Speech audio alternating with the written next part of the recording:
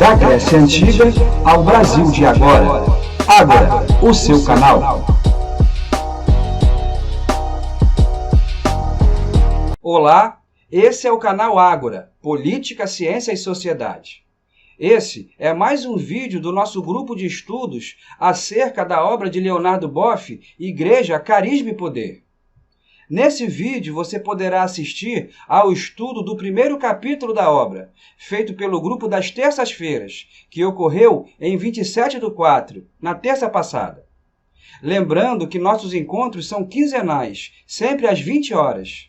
E o outro grupo se encontrará na próxima sexta-feira, em 30/4, para estudar também o primeiro capítulo da obra. Peço a você que se inscreva em nosso canal Ágora, que se sente muito honrado em abrigar esse formidável grupo. E que você curta, clique no sino e compartilhe esse vídeo para que o seu conteúdo libertador possa chegar ao maior número de pessoas. Boa noite a todas e todos. Eu sou Wesley. Eu costumo dizer que eu sou de Minas Gerais, né? Porque eu começo minha atuação pastoral na Arquidiocese de Belo Horizonte, ali em Lagoa Santa, e em BH também, pastoral de juventude. Eu vou para Montes Claros para fazer uma experiência como aspirante marista, que não deu muito certo, fiquei 6 meses, mas foi bacana conhecer o norte de Minas, onde eu conheci também a Unimontes, onde eu me graduei em Ciências da Religião. Eu não li o livro ainda, é um dos livros que eu tenho que é uma leitura que está dentre as minhas leituras de pós-obrigações acadêmicas, né, que eu fui terminando Ciências da Religião e fui para a Educação Básica, né, também eu fiz o isolado do mestrado em Desenvolvimento Social e me encantei com essa área social. Na Ciências da Religião, eu pesquisei a influência da Teologia da Libertação na Comissão Pastoral da Terra na região de Montes Claros. Quando eu estava em Montes Claros, né, fiquei lá 8 anos, eu atuava como voluntário na Pastoral da Terra. Aí eu passo, na sequência, em Serviço Social na Unimontes, e curso ali 3 períodos. Depois eu tentei um processo aqui, em vista do movimento estudantil, fui coordenador regional da Enécio, e vim conhecer a UFOP, acabei me encantando com a UFOP, com a política de permanência estudantil, eu estava passando por alguns perrengues, trabalhando e pagando aluguel, o meu dinheiro estava ficando mais no aluguel, eu acabei passando na UFOP e vim concluir Serviço Social aqui na UFOP. Aqui na UFOP eu estou desde 2015, atuando na educação básica, com essa dificuldade de ser estudante, ser trabalhador, só posso fazer disciplina à noite, né? Então, tivemos aí greve, tivemos ocupação, que foi muito boa a ocupação dos estudantes da universidade, e aí eu estou em período de conclusão de curso, onde eu estou discutindo a Teologia da Libertação na Arquidiocese de Mariana e a sua influência nas pastorais sociais e movimentos sociais aqui nesse território. Em BH, eu frequentava muito a paróquia em Vespasiano, era pároco do Padre Libânio.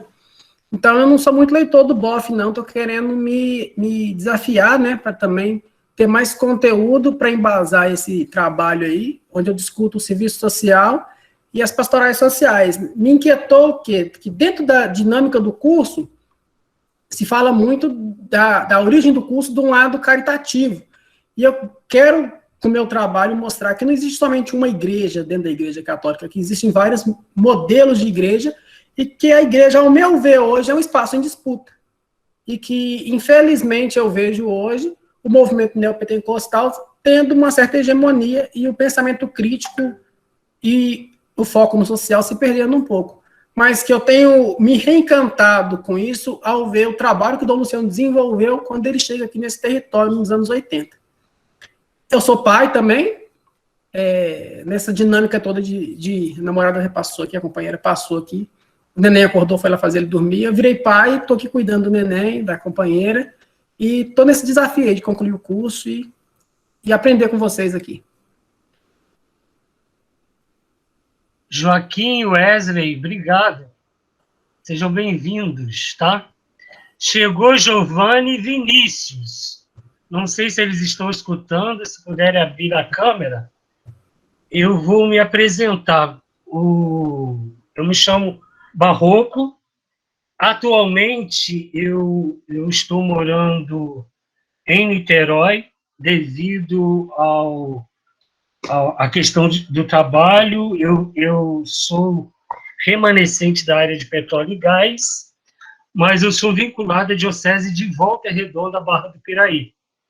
A diocese que, por muitos anos, foi irmã próxima da Diocese de Nova Iguaçu, da Luciana. A gente sempre trabalhou muito juntos. Eu venho de Pastoral da Juventude e dentro da caminhada fui me descobrindo e redescobrindo. Hoje, o serviço que eu presto às comunidades está ligado à formação na área de teologia e, mais especificamente, na área bíblica, que é a minha área de atuação. Né? Então, e no mundo social, né, na sociedade, eu tenho desenvolvido com a minha orientadora, a gente tem feito uma leitura a partir dos direitos humanos e direitos fundamentais, na perspectiva da intolerância e do afastamento, ou seja, da fundamentação bíblica da intolerância. E nessa perspectiva a gente tem denunciado, né, nos nossos trabalhos, né, feito levantamentos e, claro, né, aberto algumas questões da manipulação do sagrado para a justificativa de um Brasil que tem como tema e lema Brasil acima de todos e Deus acima de tudo. Né? Então, é a contribuição que a gente tem feito dentro do espaço acadêmico e discutido também com outros grupos, né? Tem a transitação na diocese, né, pelas pastorais sociais, etc., mas, especificamente, hoje, eu trabalho com a questão da formação na área bíblica, a leitura popular da Bíblia.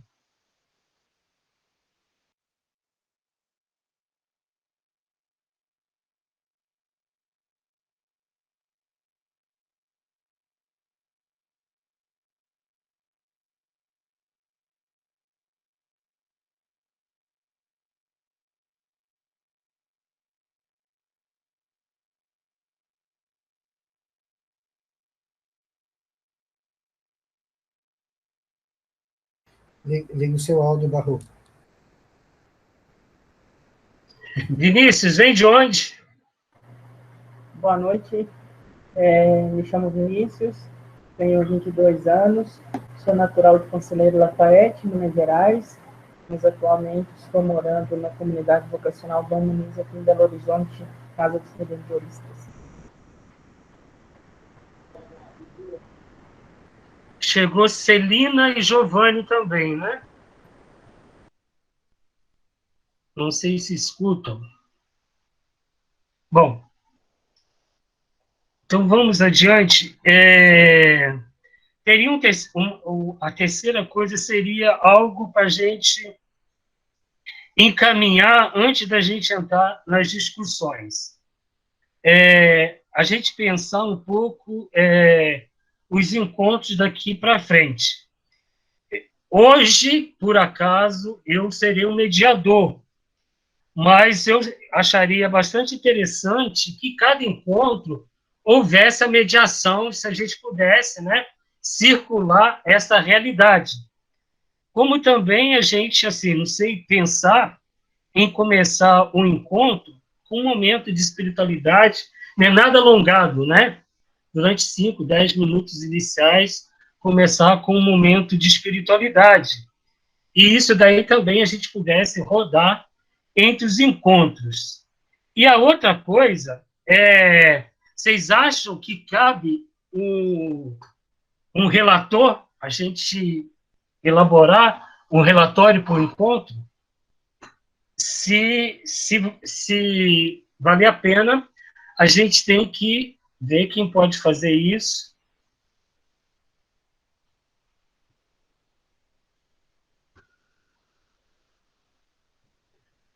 Deixamos lá para 9h15, 9h20, mais ou menos, a gente conversar sobre isso. E vamos colocar os pés, Igreja, Carisma e Poder. Todos leram o texto? Eu não estou pensando, gente, fazer nenhuma apresentação. O que eu estou pensando é a gente circular a palavra, né? Ou seja, a gente pode estabelecer 5, 10 minutos, o que for, a pessoa aí expor o que nessa leitura do capítulo 1 lhe chamou mais atenção e quais são os pontos de inflexão e reflexão desse primeiro capítulo. Podemos seguir assim? E se vocês perceberem aí, tem o levantar a mão. A gente pode usar esse recurso para as pessoas irem se inscrevendo. Quem quer dar o pontapé inicial? E a gente vai se ajudando.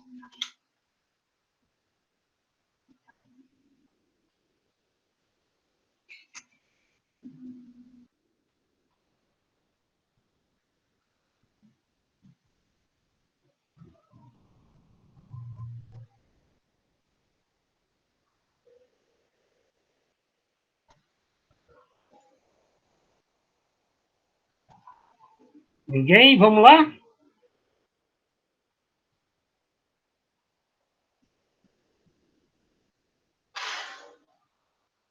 Não era bem dar um pontapé, assim, mas para provocar mesmo a conversa.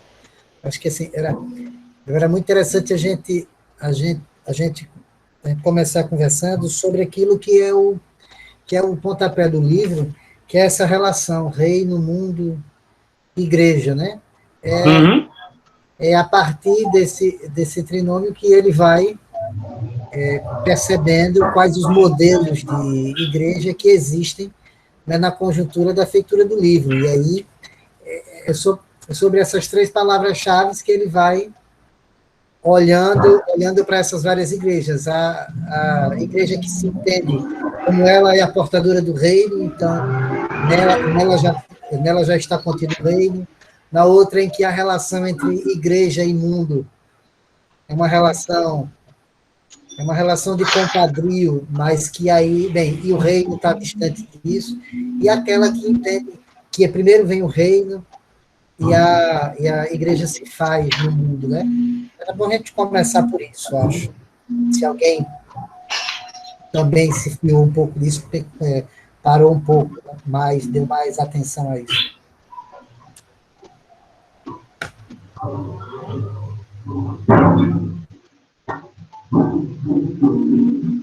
Ok, mas a compreensão do reino, o mundo e a igreja, já que a provocação inicial, né, ou seja,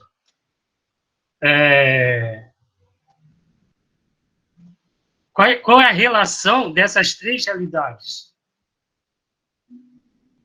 Ele apresenta a questão do reino.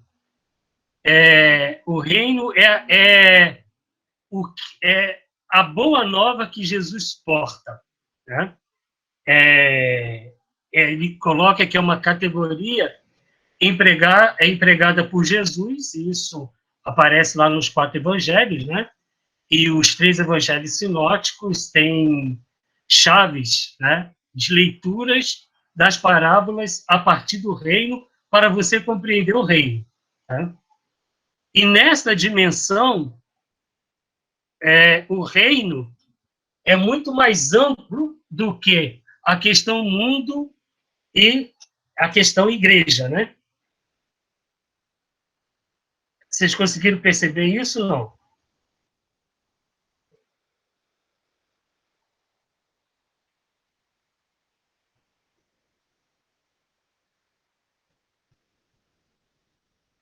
Agora, a questão do mundo, a questão da igreja. Pode ir, Ivan.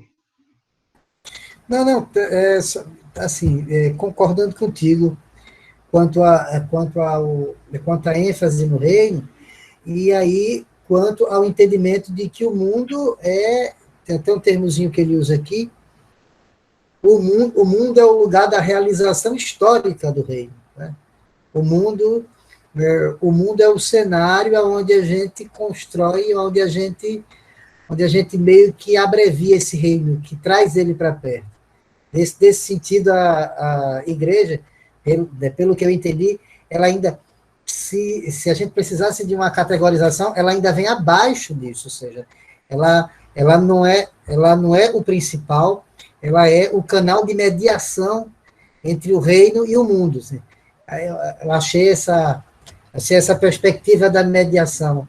Assim, isso é que, para mim, que nunca li essa obra do Leonardo Boff, certamente a gente ainda vai ter mais chão pela frente com os outros capítulos, mas é nisso aí que eu às vezes me preocupo em quais as dificuldades críticas que houveram contra esse livro, porque isso é teologia pura, assim, igreja como canal de mediação da salvação. Não tem nada de novo nisso. Assim. A de novo nisso é a forma como o Leonardo Boff mostra essa igreja agindo como mediadora. Mas dizer que a igreja não é mais importante do que o reino e o mundo, ela é o canal de mediação para a realização histórica do reino no mundo, até então, assim, evidentemente que é muito mais elaborado com as palavras de Leonardo Boff, mas até então não tem segredos. Assim. O que vem é como essa igreja historicamente se faz, né, nessa mediação.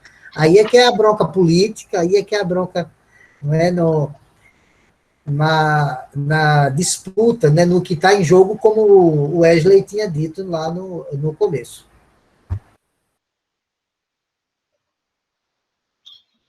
E assim, eu vejo, né, que ele coloca também a igreja é um dois, né?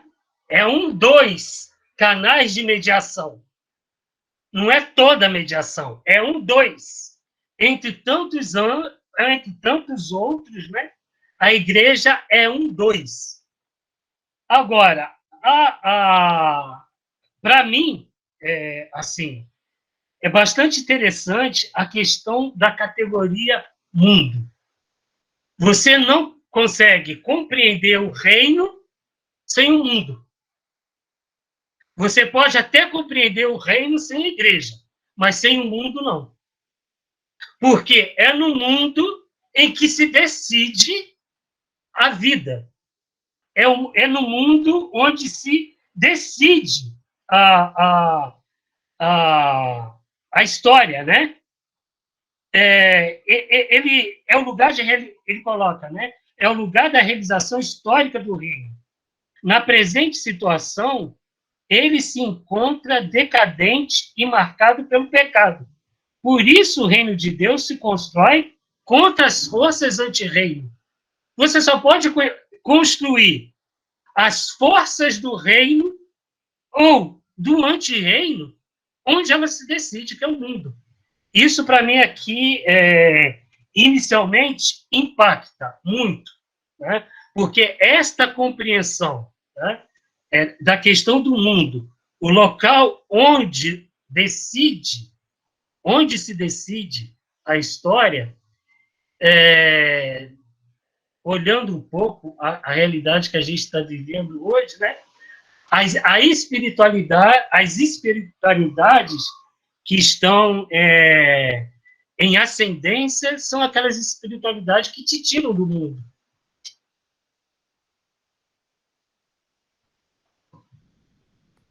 Eu parei.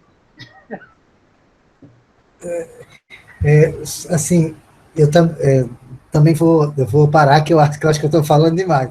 Mas é porque enquanto você falava, é só lembrar um exemplo, uma coisa prática, que é um tanto da época da feitura do livro, ou seja, da conjuntura do livro, e que tem a ver com o que você fala, né, do Leonardo Boff falando de uma postura contra as forças, né, que são anti-reino, né, só se constrói o reino, né, em verdadeira oposição a todas as forças que são anti-reino. Isso, assim, me parece, fazendo as pesquisas do dia a dia, isso era tão forte naquele momento que meados de 50 e toda a década de 60, há relatos e registros que se cobrava da JOC, da Juventude Operária Católica, e da Ação Católica, era que não era para se realizar o reino de Deus no mundo, com as realidades que a classe trabalhadora vivia, e ainda vive, evidentemente, não era não era suficiente que a JOC se colocasse fazendo uma defesa de uma política reformista. Então, a JUC e a esquerda católica, mas a JUC em principal, cobrava da JOC que ela publicamente dissesse que era anticapitalista. Ou seja, para mim isso vem como um exemplo disso que você traz. Assim. Era necessário, aí na prática da pastoral, no campo da pastoral, não era só que as pastorais, que os movimentos de ação católica dissessem que querem o reino de Deus na terra, com justiça, com fraternidade, igualdade, mas era necessário que politicamente se colocassem anti-rei, contra o anti-reino, que no caso era o capital. Né? Aí você falou disso, aí me veio isso agora, me lembrou, como uma espécie de exemplo da conjuntura que esse livro passeou, né? Pronto.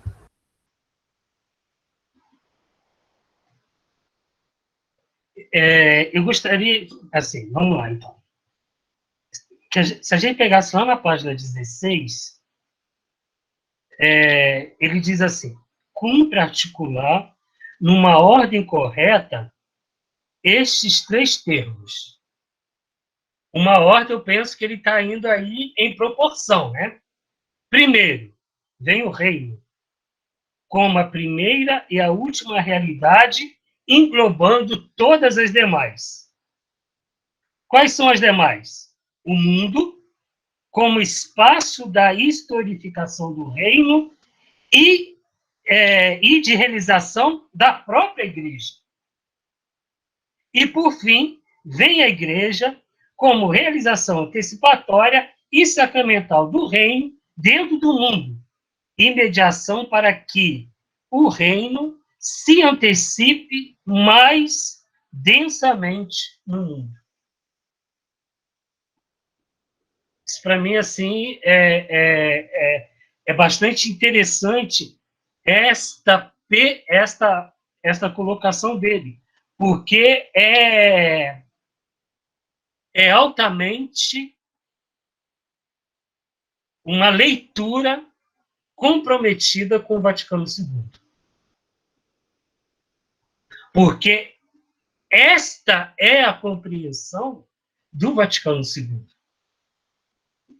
Esta é a grande... Por que esse livro foi tão mal recebido pela hierarquia da Igreja?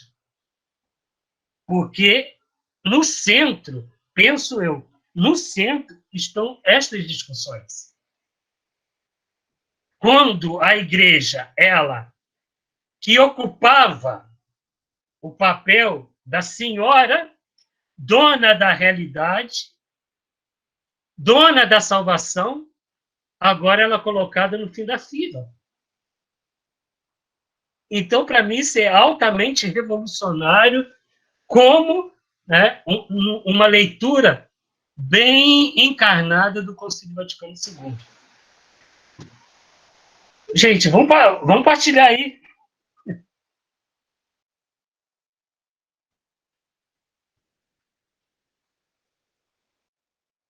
Pode ir, Adilson. Eu gostaria, Barroco, de retomar um pouquinho antes do que você leu ali na página 16, né? Mais ou menos no meio do parágrafo anterior, quando ele fala que o reino perfaz a salvação em seu estado terminal e o mundo é o lugar de realização histórica do reino, né? Eu acho que a grande questão, e aí também lembrando um pouco que o Valmir tinha colocado, é como se dá essa realização histórica no mundo desse reino, né? E aí, lá na introdução, eu acho que é interessante retomar também, quando ele coloca assim, há forças vivas, particularmente nas bases, que não são adequadamente recolhidas nos condutos tradicionais da organização eclesiástica. Elas, né, essas forças vivas das bases, demandam nova reestruturação e nova divisão eclesiástica do trabalho e do poder religioso. E aí, eu entendo que o grande problema trazido por essa obra do Leonardo Boff é exatamente como que se dá na prática, no mundo, essa realização do reino. Ou seja, ela vai se dar a partir da base, e aí por base eu estou entendendo a vida cotidiana dos fiéis, das pessoas, no seu dia a dia, no seu mundo, na verdade, e que demandam a realização desse reino, que seja um reino de justiça, principalmente, né? Em contraposição a uma realização desse reino no mundo de modo hierarquizado, principalmente a partir do Vaticano, né? Do Vaticano enquanto o Estado e a sede do poder, né? E que emanaria as diretrizes e as orientações e as doutrinas a serem respeitadas e acatadas pelos fiéis, né? E aí, da maneira como eu entendo, o Leonardo Boff está propondo que a igreja ela faça essa mediação de baixo para cima e não no sentido inverso, como historicamente foi feito. E aí está, a meu ver, o grande problema que a obra causou, né, naquele momento, e depois teve consequências que a gente vivencia até hoje, né? Então, eu acho que a questão é exatamente essa, quer dizer, ele coloca o reino e o mundo como as duas pilastras que dão sustentação para a igreja, né? Mas de qual igreja nós estamos falando? O que é essa igreja?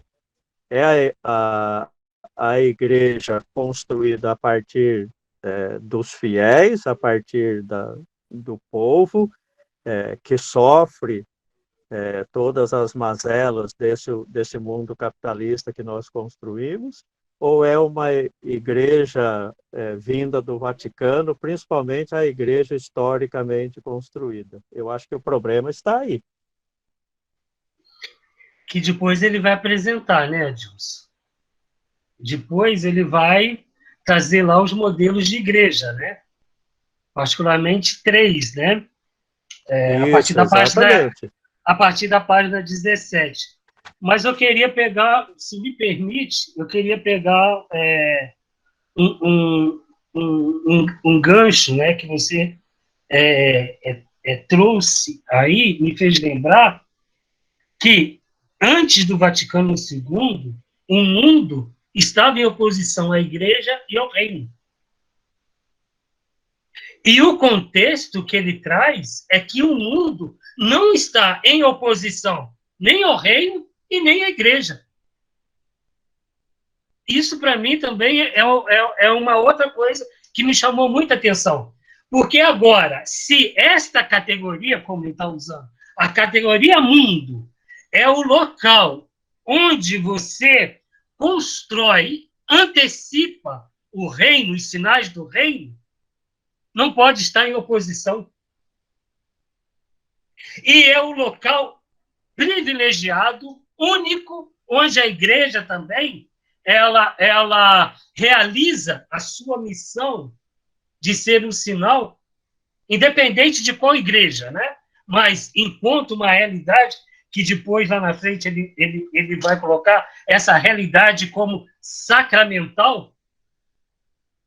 Então, isso, para mim, é por isso que eu coloquei, é que esta questão do mundo, ela me impactou, porque ela tem que estar bem, bem ajustada, enquanto uma categoria teológica também. Porque isso repercute uma interpretação errada dos evangelhos, que Jesus estaria em oposição ao mundo. O reino de Deus estaria em oposição ao mundo. Porque o mundo é o local do pecado. Entende? Então, eu quis pegar esse seu gancho, Adilson. Obrigado por ter me ajudado a compreender mais. É interessante a questão colocada, né? Assim, eu percebo que a categoria mundo ficou como central na discussão.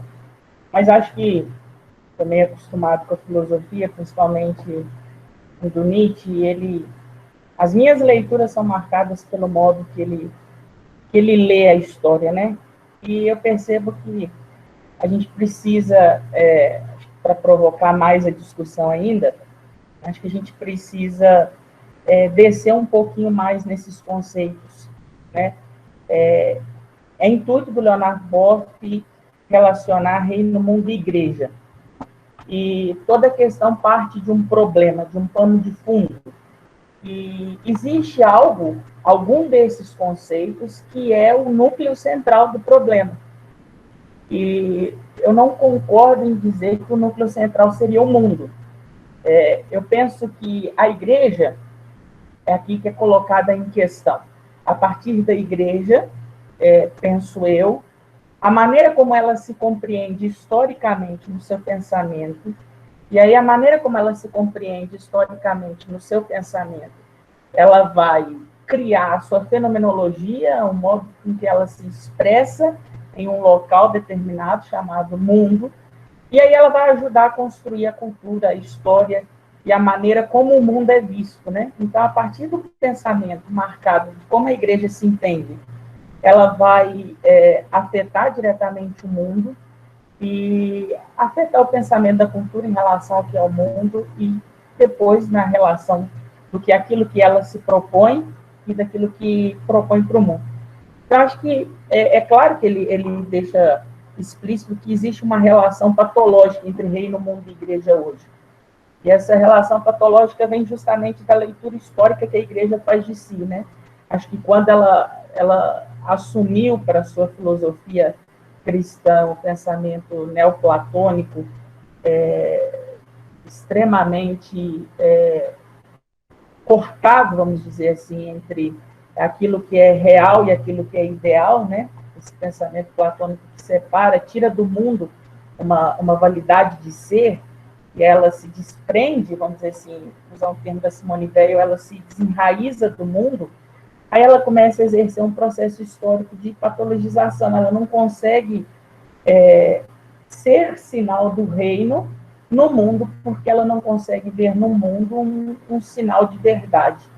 E acho que o Leonardo Boff, quando traz essas percepções e coloca a igreja como problematização disso, é nessa frase que ele diz: a igreja não pode ser entendida nela mesma e por ela mesma, pois está a serviço de realidades que a transcendem. E assim, na minha percepção pouca, acho que a igreja ela esqueceu disso que a transcende, né?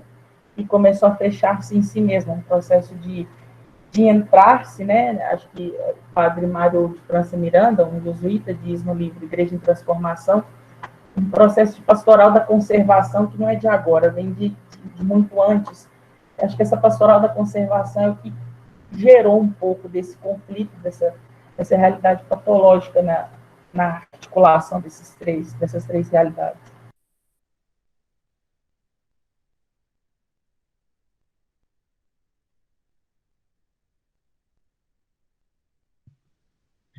Mas, Vinícius, eu não penso que mundo é o problema, né, que ele coloca, né? E eu acho também que o problema não é a igreja como categoria. Para mim, o problema é outro que vai ser, à medida que a gente for avançando, a gente vai percebendo, e na mensagem que o Boff mandou para o grupo, ele dá uma luz em relação a isso. Tá? Mas quando eu acho que ele abre, né, quando ele abre a obra, trazendo essas três realidades, eu penso que é para nos ajudar nessa reflexão, porque isso não estava claro dentro da igreja. Não estava claro. Aí a gente não é uma igreja hipotética, né? É uma igreja que está no processo de militância, não uma militância política ou apolítica, mas a igreja que caminha. E a partir do seu caminhar, que ela vai sendo construída, né? E a partir daí, né, ter claro, né, essas três categorias ou essas três coisas é fundamental para percebermos ou para nos aproximarmos daquilo realmente que ele vai colocar como problema. É o que eu percebo. Vai, Edilson. Vou colocar mais gasolina nesse fogo aí. Porque eu acho que a questão que ele vai tentar desenvolver ao longo da obra é um problema que ele identifica aí logo na página 16 e 17 também, que é assim, uma igreja que se identifica demasiadamente com o reino, uma igreja que se identifica demasiadamente com ela mesma, e uma igreja que se identifica demasiadamente com o mundo, né? Quer dizer, essas três perspectivas teológicas, elas promovem desagregações e desarticulações.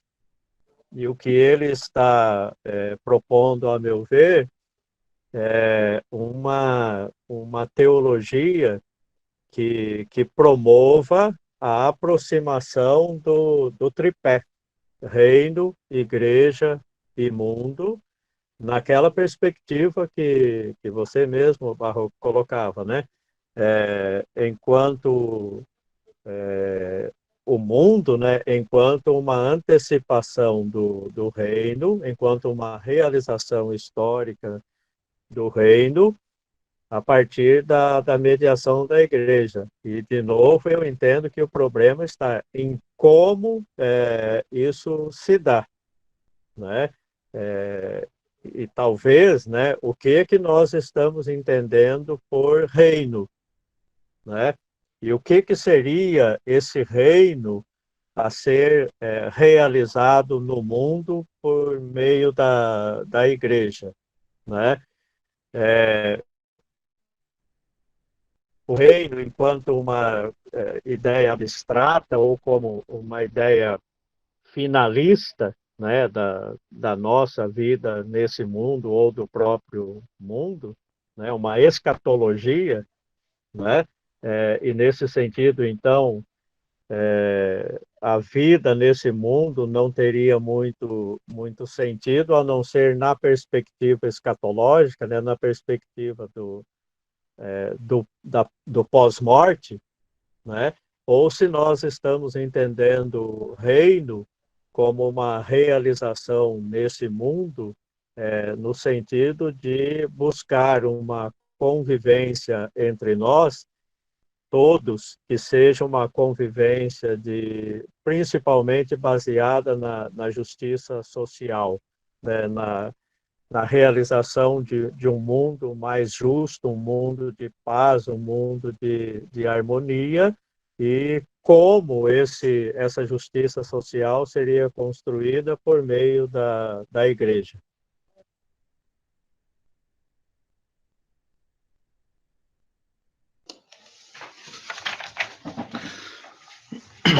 Ainda nesse contexto aí desse tripé, né? Tripé, né? Pode ser, aí eu peço ajuda, né? No caso aos universitários. Quando ele fala, retrocedendo aí um pouco as páginas, na página 15, quando ele vai falar a verdadeira eclesiologia, né, não se encontra nos manuais ou nos escritos dos teólogos, né? Ela se realiza e vigora nas práticas eclesiais, né? E estar sepultada dentro das instituições eclesiásticas, né? É uma crítica, digamos assim, a essa estrutura de igreja, aliás, aos cenários, né? Eu vou usar cenário da Wesley, ele vai entender, né? Que é a questão do Libânio, né? Que é muito presente, né? No contexto lá, quando ele faz lá os cenários de igreja. E aí ele vai colocar os três, né? Como o Barroco falou, na sequência. Então, é o seguinte, o que, dentro desse panorama que vocês têm colocado, o que tem se entendido aqui, né?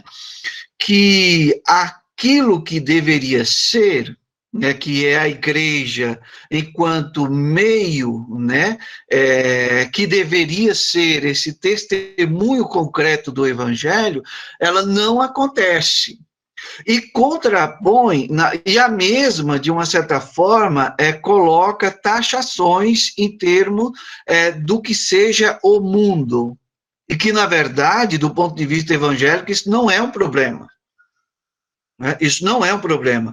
E aí ele vai dizer, né, e quando ele prossegue aí na página 16, e já concluindo aí na 17, ele vai dizer que, como foi citado com vocês, existe, né, não está com essas palavras, existem experiências na realidade concretas que transcende essa experiência de fato da igreja evangélica, né, mas que é ignorada, né, ela é ignorada.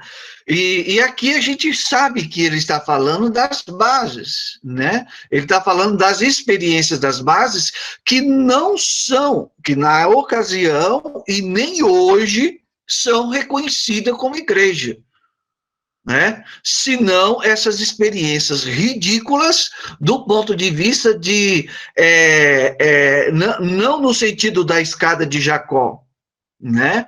Mas no sentido de que você é transportado para uma outra realidade, que não é o mundo, né? Que não é o mundo, é uma outra realidade transcendental e que está distante de ser o céu também. Né, pelo que é descrito, pelo que é experimentado, né?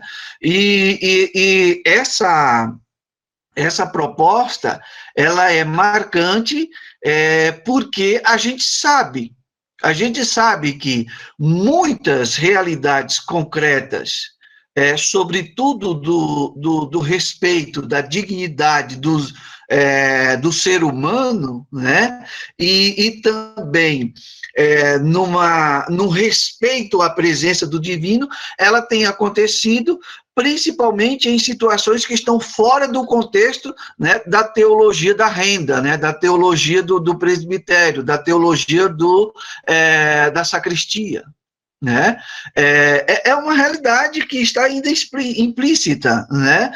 Ainda hoje, digamos assim, ela está mais, digamos assim, predominante do que na ocasião quando ele fazia essa crítica, quando ele escrevia. E não é à toa que ele vai dizer no áudio que não pode esquecer, depois dessa obra, da Eclesiogênese, né?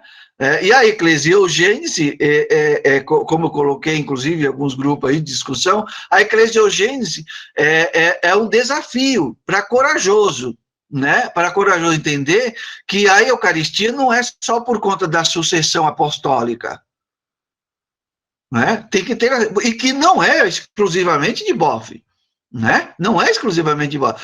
Yves Koga, ou mais precisamente o Eduardo Skriver, que vai trazer essa situação, inclusive em discussão do Concílio Vaticano II. E esse princípio aqui que nós estamos vendo é a partir dessa fonte teológica, inclusive, né? A partir dessa fonte teológica. Mas que muitas vezes a teologia é um problema sério, né? Eu não sei se vocês comungam com essa realidade, ou seja, não sei se vocês convivem com essa realidade, mas é muito complicado, porque hoje, se eu sou um teólogo de uma instituição como a PUC, eu tenho que dançar conforme a música, porque senão eu não vou ter o salário, né?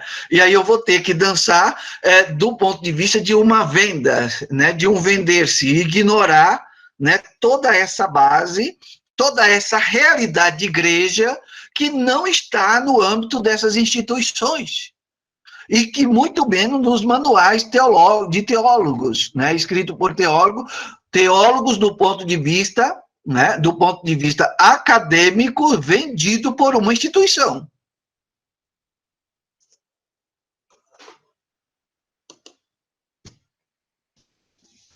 Vamos avançar, gente?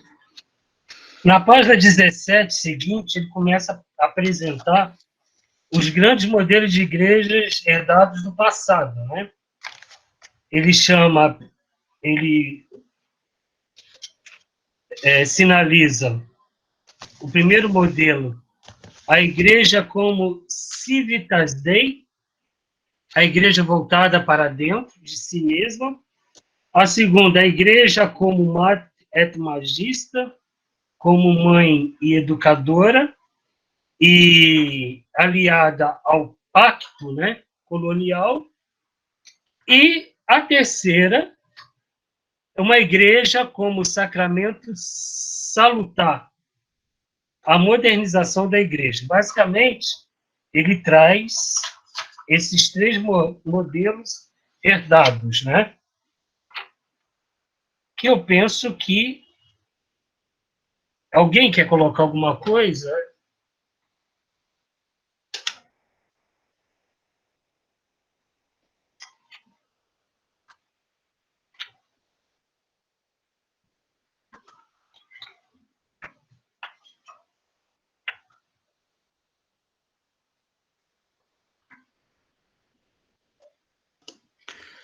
Dentro do contexto dessa primeira aí, né, eu vou partir dessa parte da página 17, onde diz: o Papa, o Bispo e a estrutura hierárquica da Igreja em geral constituem os eixos organizadores, né, da compreensão da Igreja, né? Ou seja, é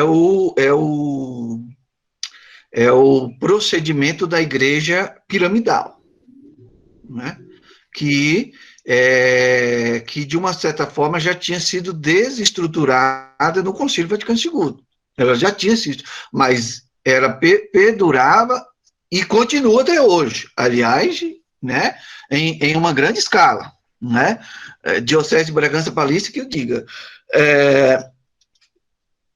Nesse contexto, ela é essencialmente clerical, no sentido que, sem o clero ordenado no sacramento da ordem, nada de decisivo pode acontecer na comunidade. Ou seja, infelizmente, o direito canônico ainda rege isso, hoje, né?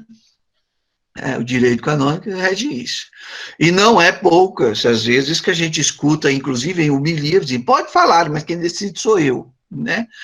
É uma pena, né? Porque não é uma igreja do ponto de vista da perspectiva do reino, né? E o segundo cenário, daí o terceiro aí, o segundo cenário vai tratar que é a Mater et Magista, que vai tratar daquela situação. É uma igreja que chega a ajudar, né? Que chega a ajudar nas mediações, né? Nas mediações, digamos assim, do QI, né? Numa linguagem de hoje, do QI, tipo assim, olha, alivia a barra desse indivíduo aqui, alivia a barra daquele outro indivíduo ali, mas não tinha, digamos assim, uma estrutura de ação do ponto de vista coletivo, não é? Que essa ligação com a questão do pacto, o antigo pacto colonial, né? Que acontecia a igreja, do ponto de vista de que havia poucas, né, experiências, mas acontecia do ponto de vista de uma certa indicação, né? De uma certa indicação.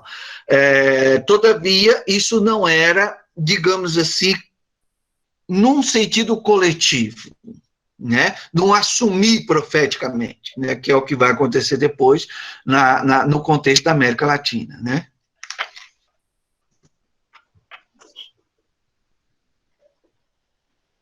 E a terceira e última é a igreja pensada a partir do Vaticano II, né? A igreja não pode opor-se ao mundo, pois é nele que se encontra a possibilidade da graça e da salvação. Ou seja, isso não são palavras minhas, mas é palavra do Concílio Vaticano II, né? A graça, ela se dá no mundo e também é no mundo que se encontra a possibilidade da salvação. Agora, eu acho que a gente poderia traçar um pouco mais de força a partir do tópico 3, né? A emergência de um novo modelo, igreja a partir dos pobres. Que aqui eu penso que o Leonardo Boff, ele centra um esforço nesse primeiro capítulo, né? Uma igreja que nasce da fé do povo. Uma igreja à altura dos desafios históricos.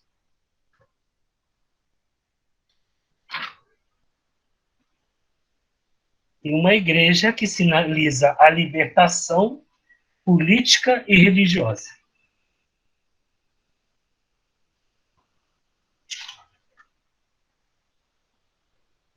Então, Barroco, é essa igreja aí, construída a partir das bases, né, a partir do mundo, né,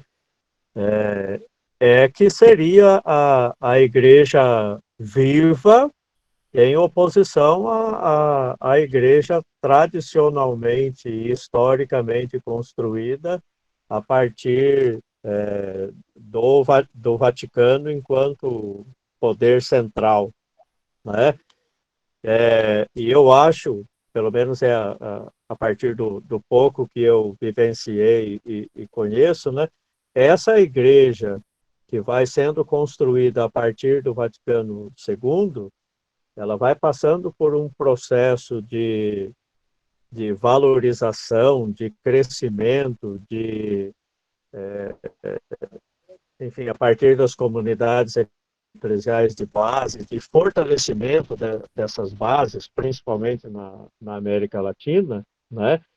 E a partir do Papa João Paulo II, isso vai sofrendo um retrocesso, né? Eu que vejo a igreja mais de fora do que de dentro, percebo isso claramente, né? Na época em que eu estava em São Paulo, por exemplo, estudando, lá na década de 80, a gente via e percebia claramente a vivacidade das comunidades eclesiais de base, sob a liderança lá de Dom Paulo Evaristo Arnes, de Dom Angélico Sândalo, de Dom Luciano Mendes, né? E uma igreja muito viva, né? E na época eu eu já morava aqui em Bragança Paulista, né? A minha família já morava aqui, e eu estava em São Paulo estudando, e eu já percebia claramente essa diferença no que era vivido a partir das comunidades de base lá em São Paulo, onde eu estudava, e quando eu voltava aqui para Bragança, eu percebia claramente o contraponto, né? Ou seja, aqui a gente sempre teve uma igreja tradicional, né? E é assim até hoje, enquanto lá em São Paulo eu vivia essa outra realidade a partir das comunidades eclesiais de base. A partir da ascensão do João Paulo II como Papa, isso se pulverizou tudo, né? Uma das primeiras coisas que ele fez foi desmembrar a Arquidiocese de São Paulo, né? E aí mandou Dom Luciano Mendes lá para Mariana, em Minas Gerais, Dom Angélico foi lá para o sul, enfim. Ele, a meu ver, ele quebrou aquilo que era o núcleo pensante ali em São Paulo, pelo menos em São Paulo, né? Dessa igreja viva que se construía a partir dos pobres, a partir daqueles que realmente vivem o Evangelho no seu cotidiano, e independentemente de qualquer imposição doutrinária vinda do Vaticano, não é? Então, se percebia isso claramente, e na minha perspectiva, apesar de toda a popularidade que conquistou o João Paulo II, né, nas suas andanças pelo mundo todo, eu acho que ele foi um dos grandes responsáveis por ter minado, né, essa teologia da libertação, né, e ter fortalecido essa teologia mais doutrinária, mais hierárquica, né? Eu percebo isso com muita clareza, e agora esse retrocesso se agravou com o Bento XVI, a meu ver, né? E agora, com o Papa Francisco, é que a gente vê alguma coisa de diferente, de nova, ressurgindo, né? Mas quando eu vejo historicamente a igreja proposta por Paulo VI, por João Paulo I, e depois João Paulo II, Bento XVI, a gente percebe assim uma derrocada muito grande a partir de João Paulo II. Não sei como é que vocês enxergam isso, né? Então, essa igreja viva que o Leonardo Boff tanto fala aí, ela foi sufocada a partir de então. Agora, eu penso que a gente precisa pensar do texto as ideias mais importantes, né? Ele traz lá na página 23 qual é a emergência de um novo modelo. Por que um novo modelo, uma igreja a partir dos pobres? O subdesenvolvimento surge como um desenvolvimento dependente e associado ao desenvolvimento dos países ricos. Esta dependência significa opressão em nível econômico, político e cultural. A partir desta leitura, né, a partir desse contexto, né, socioeconômico político, ele vem, então, ele abre a primeira discussão. Uma libertação política e religiosa. Mas que esta libertação, o sujeito histórico dessa libertação é o próprio povo oprimido, que deve elaborar a consciência de sua situação de oprimidos, organizar-se e articular práticas que intencionem e apontem para uma sociedade alternativo, menos dependente e injustiçada. Isso era uma característica das comunidades eclesiais de base. Isto era um dos fundamentos da comunidade eclesial de base. Elas sujeitas do seu próprio processo de libertação. Aí depois ele coloca, fizeram uma opção de povo, começaram a entrar no continente dos pobres, assumir sua cultura, dar expressão a seus reclamos e a organizar práticas consideradas pelo status quo como subversivas. Nesse momento, neste conjunto, estava presente, né, muito forte, os movimentos de juventude, o movimento agrário, o movimento operário, muitas coisas acontecendo e sinalizando para uma outra realidade. Depois, estou pegando essas ideias, né, soltas, ideias soltas não, né? As ideias que ele traz no próprio texto, né? Posteriormente, após os anos da repressão mais dura, que foi de 68 a 74, começaram as bases da igreja a assumir importante, excepcional, em termos eclesiológicos e também políticos. Era o povo mesmo que assumia seu próprio destino.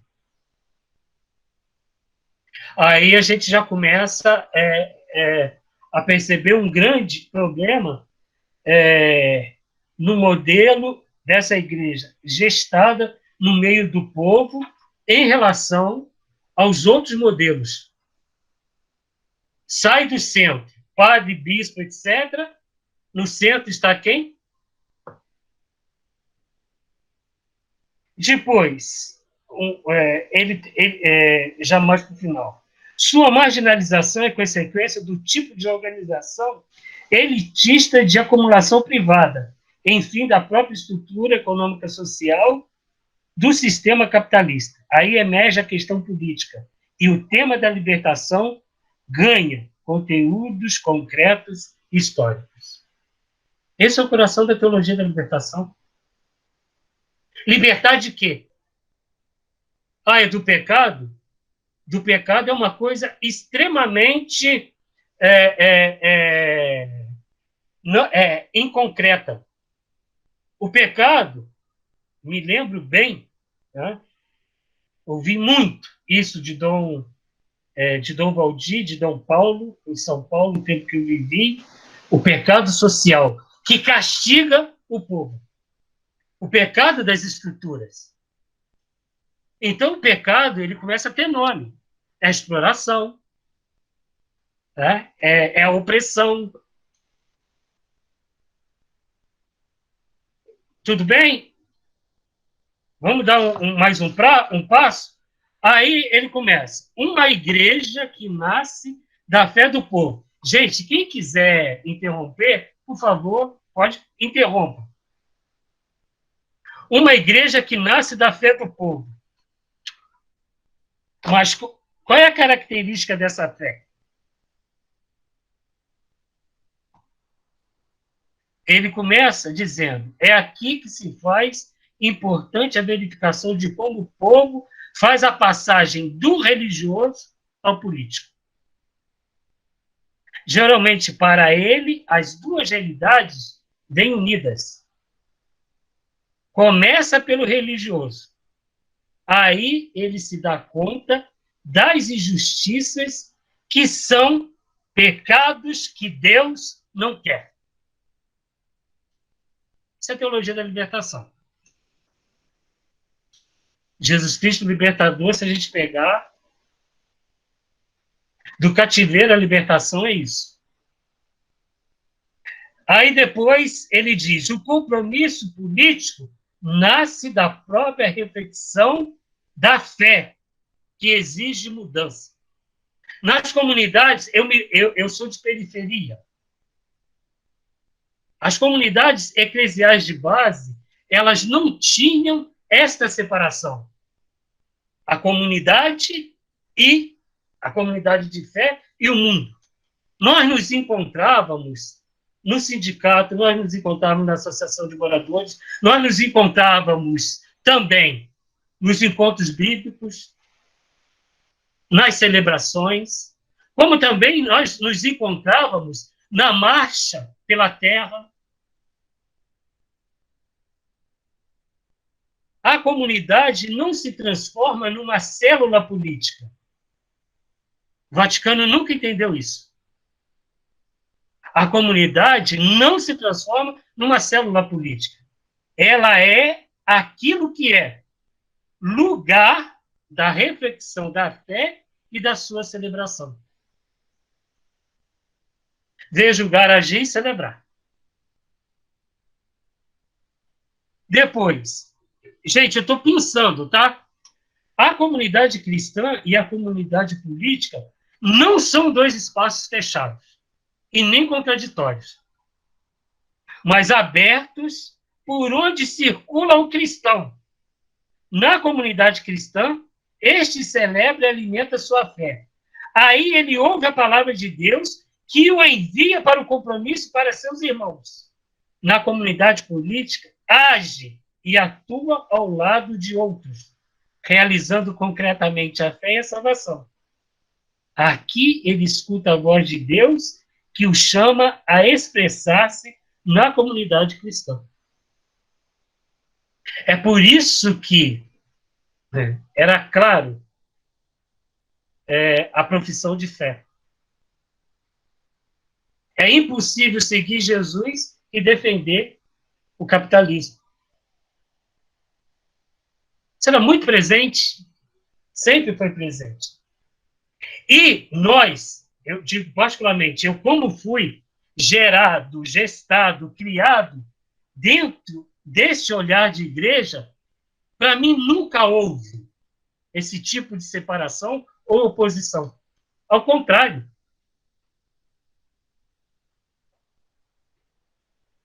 Agora, eu acho que aí vem uma outra questão.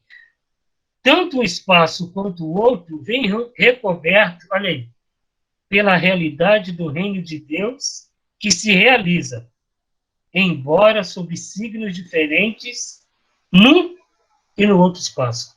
Isso para mim é fantástico. Ou seja, nessas duas realidades, o reino está presente. Então é preciso ver o reino aí.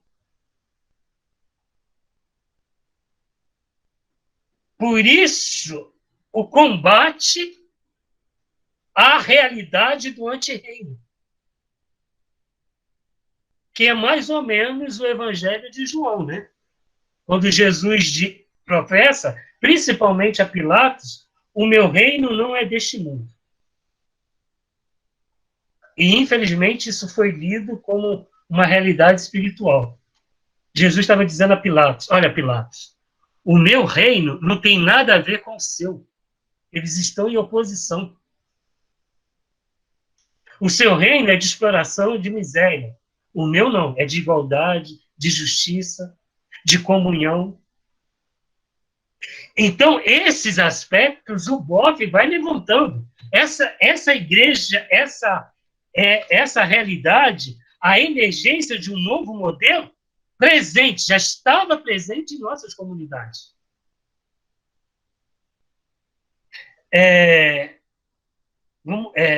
Alguém quer fazer alguma intervenção? Ô, Valmir, você que é da área operária, fala alguma coisa? Traz um pouco do seu mundo para essa... Eu estava pensando, enquanto vocês falavam, você e o Joaquim estavam falando, assim, de fato, quando ele faz a leitura da conjuntura dos vários modelos de igreja, e chegam na igreja, né, da base, que nasce da fé do povo, etc. e tal, isso alguns de nós vivenciamos em algum momento, e ainda vivenciamos nos pequenos grupos, no que Dom Helder chamaria de comunidades abraâmicas, de minorias abraâmicas, não é, que ainda constroem isso. Mas aí, enquanto vocês falavam, eu ainda dava um passo para trás, porque na Civita Dei, na Tivita Dei, ele diz, bem, esse modelo, e aí eu compreendo, ele tá falando disso, mas isso para mim serve tanto para esse modelo, quanto para o modelo da mãe e mestra. Esse modelo, teologicamente, ele foi superado pelo Vaticano II. Mas ele mesmo diz, só com o surgimento de uma outra proposta é que essa tradição cai. Não é uma superação teológica que derruba uma estrutura dessa. Né? E aí eu fico pensando... Não é uma afirmação dogmática, né? Não é... É a praxis, é a prática. Nesse sentido, eu fico pensando aonde é que as nossas comunidades, aonde é que os campos dos movimentos operários sofreram tanto a ponto de não conseguirem fazer isso, e eu volto para o termo que o Wesley se referiu, porque eu acho que é esse termo que a gente vai ter que carregar até o final do estudo da gente, aonde é que a gente perdeu força ou sequer conseguiu ganhar para se colocar em disputa. Porque da disputa teológica estava posta, né, o Vaticano II estava aí, estava garantindo, estava dando respaldo para a gente, para o nosso campo. Mas aonde é que a gente perdeu na disputa da prática? Não é da disputa, inclusive da disputa da base, porque a base hoje, você tá me pedindo para me referir à questão dos operários. Não só aqui, evidentemente, vocês de Minas e São Paulo dirão bem isso, mas aqui, né, numa diocese que teve Dom Helder como bispo, assim, toda a formação dos metalúrgicos, né, do sindicalismo entre os metalúrgicos, tinha estreita relação com a JOC e com as comunidades de base. Hoje o sindicato dos metalúrgicos ele está extremamente tomado por pessoas que estão ligadas às igrejas neopentecostais. Por vezes até com uma prática política que se localiza com aquilo que a gente discute, no sentido da distribuição de renda, no sentido, né, das garantias de direitos. Mas tudo isso está do lado também de um discurso conservador do neopentecostalismo. Então você tem pessoas que defendem políticas de garantia de direitos para a classe trabalhadora, entre elas, né, de distribuição de renda e tal, mas, ao mesmo tempo, extremamente conservadora nas pautas que garantem a vida das minorias, ou seja, super homofóbicas, porque o discurso neopentecostal está aí. Então, veja, a gente perdeu, inclusive, o campo onde minimamente a gente tinha força. A gente sequer foi para frente e perdeu nesse espaço. E eu digo isso porque, ouvindo Leonardo Boff em um outro momento, e aí eu fico pensando nas aflições que um teólogo, com a trajetória dele, sofre a cada momento por ter esse olhar mais aguçado para ler os sinais dos tempos.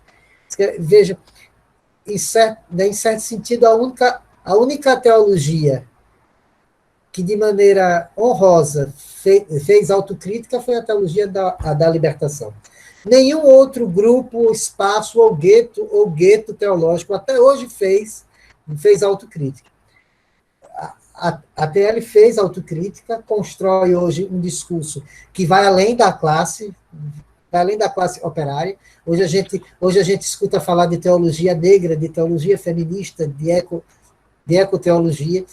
Fez a autocrítica, os outros espaços não, mas eles continuam na perspectiva, mas eles continuam na frente na disputa, porque eles não deixaram os espaços de poder que tinham. E como você citava, não é uma posição dogmática que os tiraria. Então, Assim, na verdade, estou fazendo uma tempestade de ideias, não sobre o texto, mas sobre o que o texto tá me provocando a pensar, de dizer assim, quais os caminhos que a gente foi tomando, ou que a gente conseguiu tomar, porque nem sempre a gente toma os caminhos que quer, mas o que dá para ser, né? Vide a conjuntura política da gente em muitas vezes, a gente teve que ficar com aquilo que podia ser feito e não com... Né? Então, assim, o texto do Boff traz algumas sentenças que, por mais que estejam centradas naquele capítulo, para aquele subtema, a gente vai ter que carregá-las no texto todo como chave de leitura. E aí eu fico com essa. Assim, a gente lutou, eu digo a gente por me sentir herdeiro dessa comunidade grande, né, de todo mundo como vocês, que viveu a vida toda nas comunidades de base. Ou seja, a gente lutou durante muito tempo, e principalmente na formação bíblica e na formação litúrgica, com o ofício divino das comunidades, etc. A gente lutou muito para que a ideia tomasse corpo. Mas, enquanto isso, o pessoal tinha, na prática, uma relação de poder que nunca deixou a gente entrar. Por sua vez, nós tivemos que ocupar vários espaços, vários outros espaços, e o espaço das comunidades, que foi cada vez mais se paroquializando, continuou com eles e continua até hoje. Nesse sentido, aí eu concluo, Barroco, que é preciso entender um pouco da pedagogia do Papa Francisco. Não é? Repare que ele não trabalha com decretos, né? Não trabalha com decretos, trabalha com a sensibilização de setores e grupos para que a coisa ande de fato na base.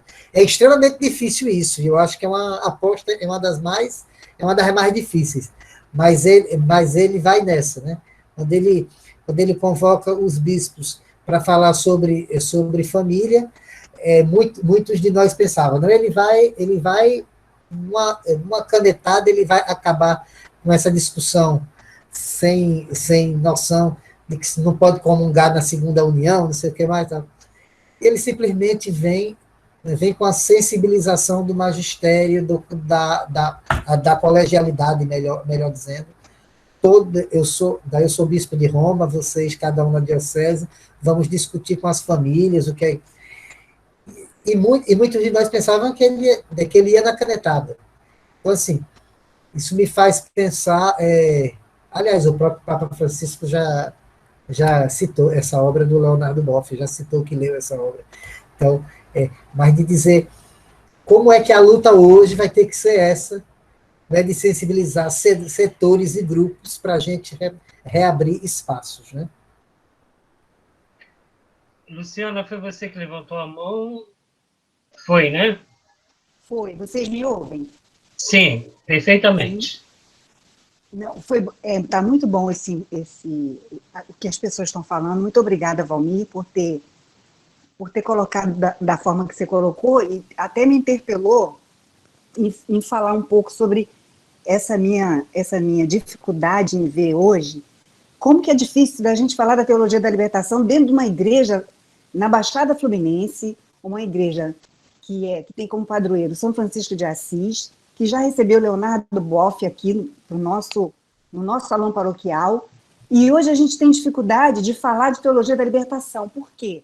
Os movimentos carismáticos entraram e eles estão com toda a força, e aí vem de novo, como diz o Libânio, né, de volta à velha disciplina, e a gente observa muito isso. Eu sou historiadora aposentada, e eu fiz um curso de teologia pastoral no Seminário Paulo VI, aqui em Nova Iguaçu.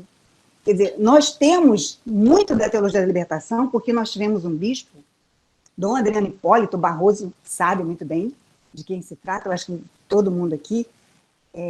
Então, a gente tem exatamente isso que fica, para mim, esse questionamento. Aonde foi que a gente se perdeu? A gente de comunidade eclesial de base, a minha mãe estudou, a minha mãe foi da escola de fé, aqui com o Dom Adriano Hipólito.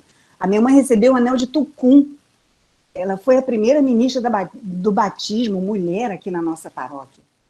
E, assim, é uma coisa que fica muito latente dentro do meu ser e das pessoas que eu convivo, que ainda somos da teologia da libertação. A gente bebeu muito dessa fonte e bebe até hoje, bebemos até hoje.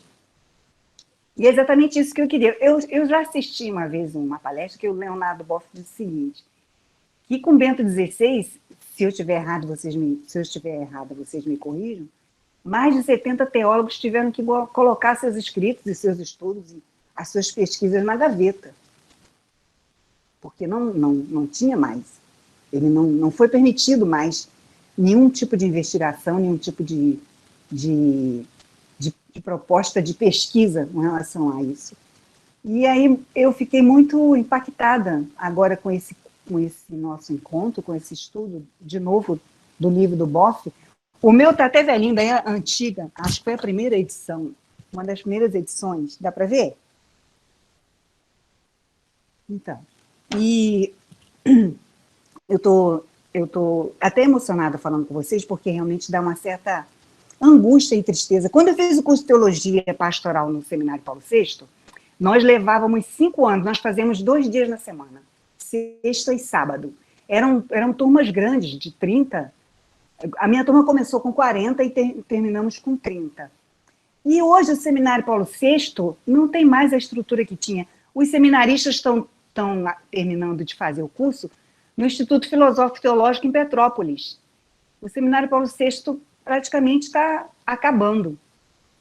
Né? E eu peguei Francisco Rufino como formador, Carlos Schlaffer, Celso Carias. Então, pessoas ótimas, pessoas assim, altamente gabaritadas que passavam para nós essa verdade evangélica da igreja que caminha, do reino que se faz no meio do povo. E hoje a gente vê padres que estudaram junto com a gente, que já se ordenaram, estão todos usando batina preta, e às vezes eu fico olhando assim, meu Deus, de onde é que ele vem? De onde é que ele vem? Eu estudei com o padre Marcos de Guimarães, que ele hoje está assessorando a CNBB em Brasília. Ele ensinou para a gente o ecumenismo, né? Aprendi muito com ele sobre ecumenismo, e a gente vê os padres hoje todos de clesma, os seminaristas indo para as comunidades, já de clesma. Aí você fica assim, onde é que está esse Jesus? Né? E está sendo muito, muito importante a gente fazer esse estudo. Para saber, eu quero saber, também é uma questão minha, onde nós nos perdemos e será que a gente recupera? Um abraço para vocês. Tá. Gente, eu vou dar uma adiantada aqui, pelo menos para a gente tentar terminar esse capítulo, né? Chamar atenção para as coisas mais importantes, né? Aí por isso eu quero pedir desculpa a vocês, porque a gente já está a 15 minutos do final, né? Continuando na página 25, ele diz assim: primeiramente, a comunidade eclesial de base significa mais que um instrumento mediante o qual a igreja atinge o povo e o evangeliza. Aí, é uma forma nova e original de se viver a fé cristã, de se organizar a comunidade ao redor da palavra, dos sacramentos, quando é possível, e dos novos ministérios exercidos por leigos, homens e mulheres. Esse novo jeito de ser propicia o surgimento de uma rica sacramentalidade eclesial. A igreja toda como sacramento, com forte criatividade nas celebrações, com um sentido profundo do sagrado próprio do povo. Ele dizia, está em curso uma verdadeira eclesiogênese. Uma nova eclesiologia está nascendo, a partir da fé dos pobres. Aí na página 26 ele vai dizer, o significado da comunidade eclesial desborda de seu sentido religioso e assume, assim, um alto significado político. Ou seja, esse desborda, ele transborda, né? A comunidade eclesial transborda de seu sentido religioso e assume um alto significado político. É por ela entender, né, o seu significado eclesial que ela assume o campo político. Aí depois vem, ele coloca, os pobres aqui são compreendidos apenas como aqueles que possuem carência. Elas as têm, mas possuem também força histórica, capacidade de mudança, potencial evangelizador. Não é somente o carente, mas nele está o agente, ele é o agente evangelizador da sua própria classe, né? E depois, uma igreja à altura, né, dos desafios históricos, né, talvez com a referência à articulação reino-mundo-igreja, devemos dizer que aqui se verifica uma forma própria de realizar a dialética destas relações.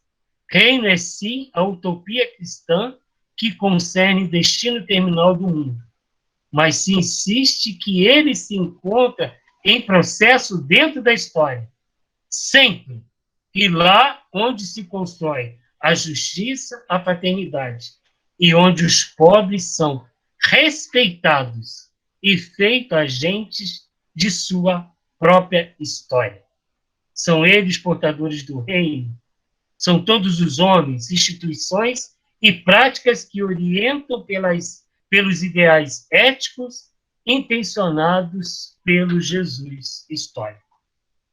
Então, eu penso que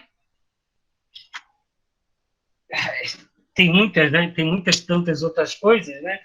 Mas eu acho que a gente fez uma boa discussão hoje, né? E, para mim, o Valmir, na questão que você coloca, a Rosângela, o Adilson, o Joaquim, eu penso que a gente vai ter que redescobrir, o grande desafio nosso é redescobrir a Igreja das Catacumbas. E eu acho que a gente precisa, nesse momento também, se aproximar do cristianismo originário, para nós refundarmos o processo de libertação no mundo contemporâneo, moderno, da modernidade capitalista.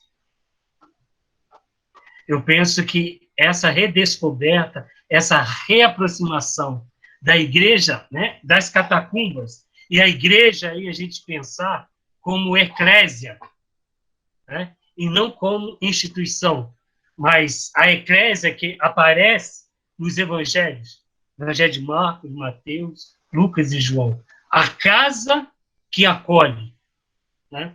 A gente vai ter que redescobrir esses fundamentos, né? Reaproximar-se ao cristianismo originário. Então, gente, olha só, a gente precisaria pensar o nosso próximo encontro. Quem poderia fazer a mediação?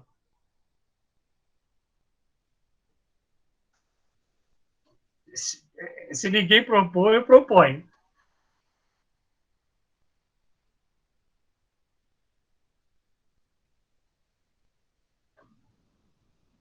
Vamos começar pelo Nordeste? Valmir, você assume? Querido, eu queria muito, mas eu defendo minha dissertação esse mês. Aí eu estou assim,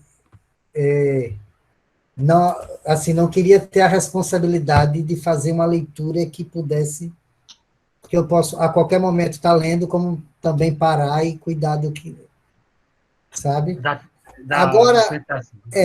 Agora, gente, não tenham medo, não. O próximo capítulo é até mais curtinho do que esse. É tocar a bola, não precisa trazer uma. Não é? Não é só fazer a roda girar. Sim, Adilson. Você? Não.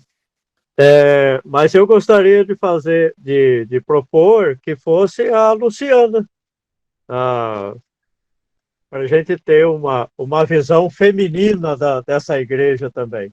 Sim. Aí, Luciana. Está fechado seu microfone. Eu, no momento, estou impossibilitada de fazer isso, porque eu estou com a minha mãe doente aqui em casa, eu falei para vocês. E eu não estou tendo muito tempo para me dedicar, não. Eu prefiro levar a bola mais à frente um pouquinho, por favor. Gente, olha só, eu não posso me comprometer porque hoje é um dia que eu trabalho, eu dou aula.